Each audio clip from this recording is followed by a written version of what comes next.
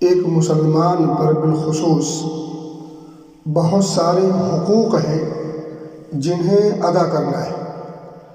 حقوق کچھ ادا کرنے والے ہوتے ہیں اور حقوق کچھ پانے والے ہوتے ہیں۔ بہرحال اگر ہر مسلمان اپنے اوپر جو حق ہیں ان کو ادا کرنے پر آ جائے تو ہر ایک کا حق ادا ہو جائے۔ ہم میں کا ہر شخص اگر اپنی ذمہ داریوں کو نبھانا شروع کر دے تو ظاہر سی بات ہے ہر شخص جب ذمہ داری نبھائے گا تو کسی کا حق مارا نہیں جائے گا اور کسی کا حق دبے گا نہیں۔ بہرحال سادہ لفظوں میں اگر کہا جائے تو یہ کہا جا سکتا ہے کہ اسلام حقوق اور واجبات کا نام ہے۔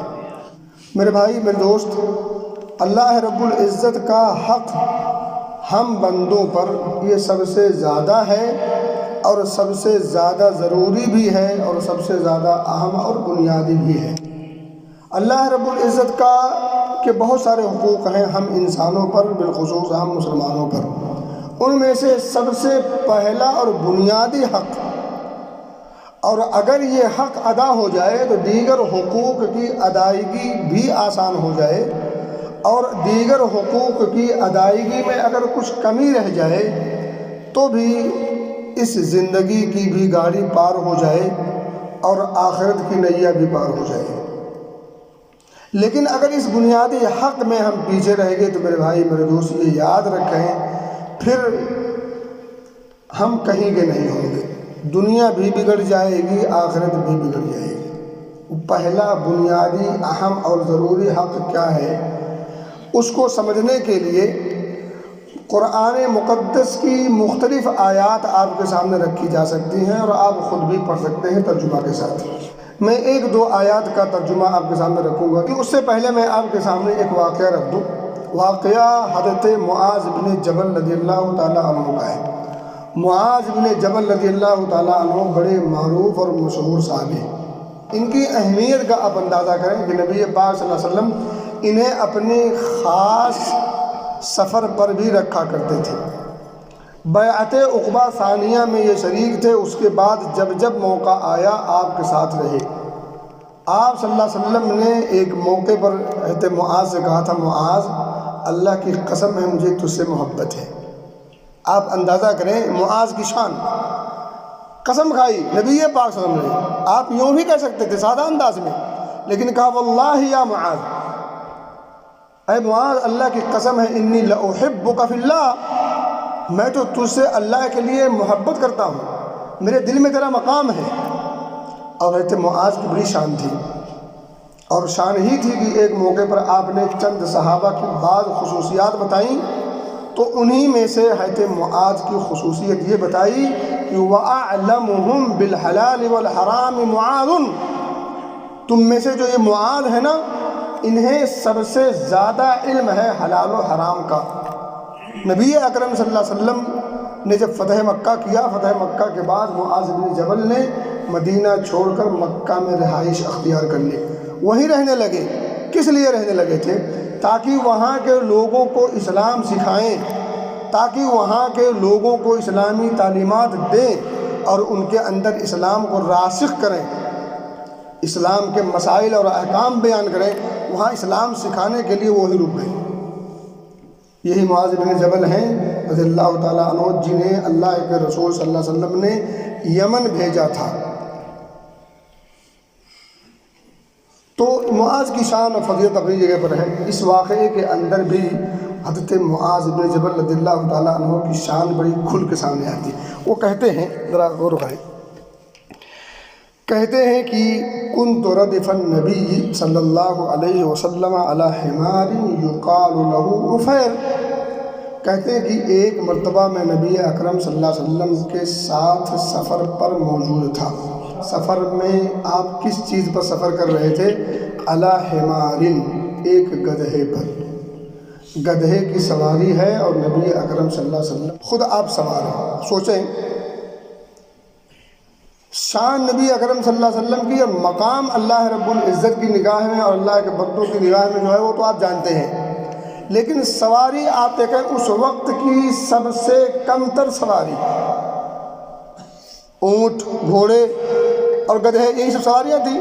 آپ صلی اللہ علیہ وسلم نے اس وقت کی سب سے کمتر سواری گدھے کو اپنائی، اور گدھے پر آپ سوار ہیں۔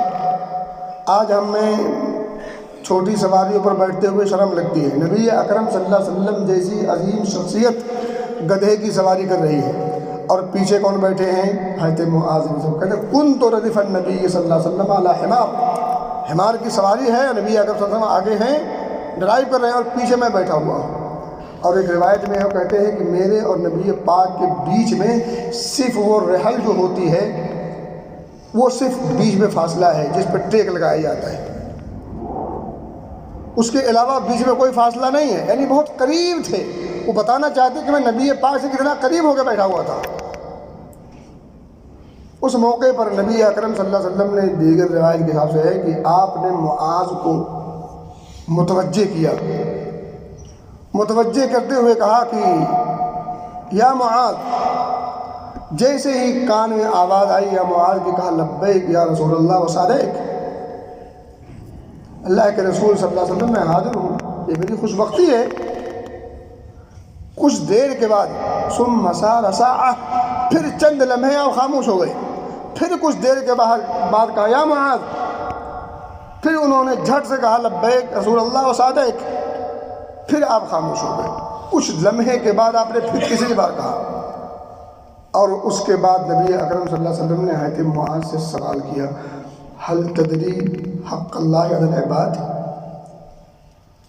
معاذ جانتے ہو اللہ کا حق اس کے بندوں پر کیا ہے؟ معاذ تمہیں پتہ ہے کہ اللہ کا حق اس کے بندوں پر کیا ہے؟ وما حق العباد علی اللہ، اور اس کو الٹا، اور بندوں کا حق اللہ پر کیا ہے؟ انہوں نے کہا فقلت اللہ ورسولہ اعلم، اللہ اور اس کے رسول ہی بہتر جانتے ہیں۔ یہ ادب ہے، بڑبڑ نہیں کرنا چاہیے، بڑوں کے ساتھ ہو تو پھر ادب کو ملحوظ رکھیں۔ حضرت معاذ بن جبل رضی اللہ تعالیٰ عنہ کچھ تو بول سکتے تھے، لیکن کیا کہا؟ اللہ ورسولہ اعلم، اللہ اس کے رسول ہی بہتر جانتے ہیں۔ اور ہم اور آپ ہیں یہیں، ابھی کوئی مسئلہ چھڑ جائے دین کا مسئلہ چھڑ جائے تو ہر آدمی بولنے کو تیار ہے۔ یہ بڑا بھیانک اور بڑا خطرناک پہلو ہے، نوٹ کر لیجئے، معمولی نہ سمجھیے۔ جب بات دین کی آئے تو پھر خاموش رہیے، الا یہ کہ وہ دو چار کی طرح سے واضح ہو آپ کے سامنے۔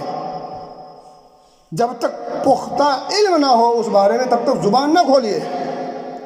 جانکار بیٹھا ابھی وہ سوچ رہا ہے، جملوں کو مرتب کر رہا ہے، کہاں سے شروع کروں، اس سے پہلے یہ حضرت جا چکے ہیں۔ یہ جہالت کی انتہا ہے، اور یہ بڑا خطرناک پہلو ہے، لے ڈوبے گا آپ کو۔ اس لیے ایسی چیزوں سے، ایسی جرأت سے بچیں، یہ جرأت ہے۔ معاذ نے کیا کہا؟ اللہ رسولہ عالم، اللہ اس کے رسول ہی بہتر جانتے ہیں۔ نبی اکرم صلی اللہ علیہ وسلم نے کیا فرمایا؟ مختلف حدیثیں ہیں، مختلف انداز ہیں۔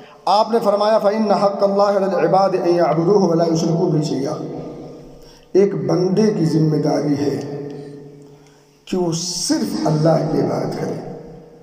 آپ صلی اللہ علیہ وسلم یہاں خاموش ہو سکتے تھے مگر خاموش نہیں ہوئے۔ آگے ایک جملہ بیان فرمایا وَلَا يُشْرِكُوا بِهِ شَيْئًا، اس کے ساتھ کسی کو شریک بھی نہ کرے۔ یہ ایسا ہی ہے جیسے کلمہ ہمارا لا الہ الا اللہ۔ نبی اکرم نے کیا فرمایا؟ ان یعبدوہ ولا یشرکوا بہ شیئا، عبادت بھی اسی کی کرنی ہے اور اس کے ساتھ کسی کو شرک بھی نہیں کرنا ہے۔ لیکن شریک ہم لوگ دو طرح سے کرتے ہیں، اللہ بچائے۔ کبھی ایسا ہوتا ہے کہ ایک انسان اس پوری عبادت کو اللہ کو چھوڑ کر دوسرے کے نام کر دیتا ہے، کبھی وہ اللہ کے ساتھ دوسرے کو بھی شامل کر لیتا ہے۔ جیسے ایک انسان، ہمارے سماج میں یہ عام ہے، خاص کر درباروں اور مزاروں پر یا ان سے رابطہ رکھنے والوں کے ہاں، معاف کیجیے گا بتانا ضروری ہے تاکہ آپ سمجھیں اس بات کو۔ ہوتا کیا ہے، ایک عام انسان پہنچتا ہے دربار میں، مزار پر، تو اسی بابا سے جو اس کے اندر مدفون ہے، میں کہہ رہا عظمت اس کی اپنی جگہ مگر وہ وفات پا چکا ہے، اس اس قبر کے اندر اسے داخل کیا گیا ہے، اس سے پہلے اسے نہلایا گیا ہے، پھر کفنایا گیا ہے، پھر اس کی جنازہ کی نماز پڑھی گئی ہے۔ اور جنازہ کی نماز پڑھنے کا مطلب یہ ہے کہ آپ نے اس کے لیے دعائے مغفرت کی ہے، آپ نے دعا کی ہے اس کے لیے، اللہ اس کے بخش دے، اللہ اس پہ رحم فرما، اللہ اسے عافیت میں رکھ، آپ نے دعا کی ہے۔ جو آپ کی دعاؤں کا محتاج تھا اور آپ کا دعا کرنا اس کے لیے یہ آپ کا حق تھا، وہ اب من و من مٹی کے نیچے جانے کے بعد آپ کی دعاؤں کا مستحق نہ ہو کر کے آپ کے لیے وہ دعا کرے گا؟ میرے دوست تھوڑا سا سوچیں، تھوڑا سا، زیادہ نہیں، تھوڑا سا۔ اللہ نے دماغ دیا نا، عقل دی ہے، اس عقل کا تھوڑا سا استعمال ضروری ہے، بہت زیادہ نہیں۔ دنیا کے معاملے میں بھی ہم سوچتے ہیں، ہم جب کسی مصیبت میں گھرتے ہیں تو اس کے پاس جاتے ہیں جس کے پاس اس مصیبت سے نکالنے کے آلہ ہوں۔ بخار ہے تو اس ڈاکٹر کے پاس جاتے ہیں جس ڈاکٹر پر آپ کا اعتبار ہو، یہ ڈگری ہولڈر ہے۔ جھولا صاحب کے پاس نہیں جاتے آپ، ڈگری ہولڈر ہے، وہ MBBS ہے، MD ہو، فلاں ہو، ڈکا ہو، اس کے پاس یہ اور وہ اس طرح کی ڈگریاں ہوں، اس کے پاس آپ جاتے ہیں۔ کیوں؟ کیونکہ آپ کو پتہ ہے کہ اس کے علاوہ دیگر کے پاس اس کا حل نہیں، تو آپ دنیا کے معاملے میں حل کرنے کے لیے اس کے پاس جاتے ہیں جو اس کے حل کا حق رکھتا ہے، اور دین کے معاملے میں بس بھیڑ چال۔ اللہ نے ہمیں اشرف المخلوقات بنایا ہے، بھیڑ کی طرح سے آنکھ موند کے چلنے والا نہیں بنایا ہے۔ عقل دی، سمجھ دی، سوجھ بوجھ دی، کتاب اتاری، کتاب کو سمجھانے والا بھیجا، اس کے بعد یہ حالت بس چلے جا رہے ہیں۔ آج بھی یہاں بیٹھے لوگوں میں سے 90% سے زیادہ لوگوں کا حال یہ ہے کہ یہ کام کیوں کر رہے ہیں؟ کرتے دیکھا تو کر رہے ہیں۔ لوگ چل رہے ہیں تو چل رہے ہیں پیچھے، یہ کوئی طریقہ ہے؟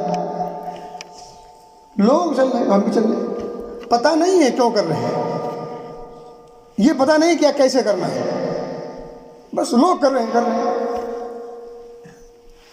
میرے بھائی ایسا نہیں چلتا، اسی لیے کہا گیا ہر مسلمان پر ذمہ داری کہ وہ پڑھے۔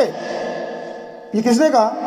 جس سے محبت کے دعوے دار ہے۔ طلب العلم فریضۃ علی کل مسلم، ہر شخص کو پڑھنا ہے، کم سے کم اتنا پڑھنا ہے جس سے آپ جان تو سکیں میرا مالک کون ہے، مجھے اپنے مالک سے ملنا کیسے ہے، میرے مالک نے مجھ سے چاہا کیا ہے، جو چاہا ہے اس کو میں نے ادا کیسے کرنا ہے۔ اگر اتنا پڑھے ہوتے تو میرے بھائی آج ایک بھی مزار زندہ نہیں ہوتا، زندہ سے مراد آباد نہیں ہوتا، ویران ہوتا۔ ویران سے مراد یہ ہے کہ لوگ جاتے جب تو وہاں دعائیں مغفرت کر کے نکل جاتے، وہ آباد کرنے کی جگہ نہیں ہے، وہاں ایک الگ دنیا آباد ہے اور وہ الگ انداز سے آباد ہے، وہ اس کو دنیاوی طرز پر آباد کرنے کی ضرورت نہیں ہے، اس کو ویسے ہی آباد رہنے دے جیسے آپ کو بقی دکھتی ہے آباد، معلّہ دکھتی ہے مکہ میں، اس کو ویسے آباد کرنا ہے۔ اچھا، بندوں کا حق جو اللہ پر ہے وہ ذرا آپ نے سنیں۔ نبی پاک فرماتے ہیں وَحَقُّ الْعِبَادِ عَلَى اللَّهِ أَلَّا يُعَذِّبَ مَن لَّا يُشْرِكُ بِهِ شَيْئًا۔ معاذ، اب بندوں کا حق ہے اللہ کے اوپر، اب اللہ کو یہ کرنا ہے، کیا کرنا ہے بندوں کے لیے؟ أَلَّا يُعَذِّبَ مَن لَّا يُشْرِكُ بِهِ شَيْئًا۔ اندازہ کیجئے، اللہ اسے عذاب نہ دے، کس کو؟ من لا یشرک بہ شیئا، جو اس کے ساتھ کسی بھی چیز کو، کسی بھی شخص کو شریک نہ کرے۔ شیئا نکرہ ہے، سب کچھ اس میں شامل ہے، اللہ کے علاوہ سب اس میں شامل ہے، انبیاء، اولیاء، اصفیاء، اتقیاء، بزرگان دین، سلف صالحین، عام خاص، مزار، یہ اور وہ، حیوان، جاندار، سب پوری مخلوق اس میں شامل ہے، کسی کو بھی شریک نہیں کرنا ہے۔ یہ خوبی اگر بندہ اپنے اندر پیدا کر لے تب اللہ نے اپنے اوپر یہ عائد کر لیا ہے کہ اب وہ اس کو عذاب نہیں دے گا۔ اس سے نتیجہ کیا نکلا کہ اگر اس معاملے میں بندے کے اعتقاد میں کھوٹ ہے تو پھر وہ عذاب سے بچ بھی نہیں سکتا، عذاب سے بچ نہیں سکتا۔ اللہ کا یہ دو ٹوک فیصلہ ہے، اللہ نے یہ اپنے اوپر عائد کر رکھا ہے، وہ قانون بنا رکھا کہ میں یہ ضرور کروں گا، اس کو کوئی مکلف نہیں کرتا۔ اس کا قانون ہے کہ اس کی توحید میں اگر آنچ نہ ہو تو پھر اس کو جنت ضرور دے گا، لیکن اگر توحید میں گڑبڑی ہے، اس میں فساد ہے تو پھر وہ چھوڑے گا بھی نہیں۔ ان اللہ لا یغفر ان یشرک بہ، یہ اس کا قانون ہے۔ تو یہ چیز ذرا سمجھنے کی ہے، یہ اللہ رب العزت کا بنیادی حق ہے اور سب سے ضروری حق ہے، سب سے اہم حق ہے۔ اس حق کو ادا کیے بغیر ایک مسلمان نہ کامیاب ہو سکتا ہے، نہ اس کی زندگی دنیاوی یا اخروی سرخرو ہو سکتی ہے۔ یہ حق ادا کرنا پڑے گا کیونکہ یہ امر ربانی ہے، اس میں آپشنل نہیں ہے کہ چاہو تو کرو چاہو تو چھوڑ دو، کرنا پڑے گا۔ اب کرو گے تو ٹھیک ہے، ورنہ پھر برے انجام سے بچ بھی نہیں سکتے اور کسی کا کوئی پرسان حال نہیں ہوگا۔ سب خام خیالی ہے، باقی سب خام خیالی ہے۔ اللہ ہمیں سمجھ کی توفیق دے۔ یہ ٹوٹی پھوٹی باتیں جو آپ کے سامنے میں نے رکھی ہیں نبی اکرم صلی اللہ علیہ وسلم کی حدیث کی روشنی میں، اللہ مجھے اور آپ سب کو سمجھنے کی توفیق دے اور توحید کے تقاضے کو سمجھ کر پرکھ کر اس کے حق کو ادا کرنے کی توفیق دے۔ اللہ ہمیں شرک جیسی گندگی سے جس کا انجام، جس کا نتیجہ جہنم ہے، اللہ اسے بچنے کی توفیق دے۔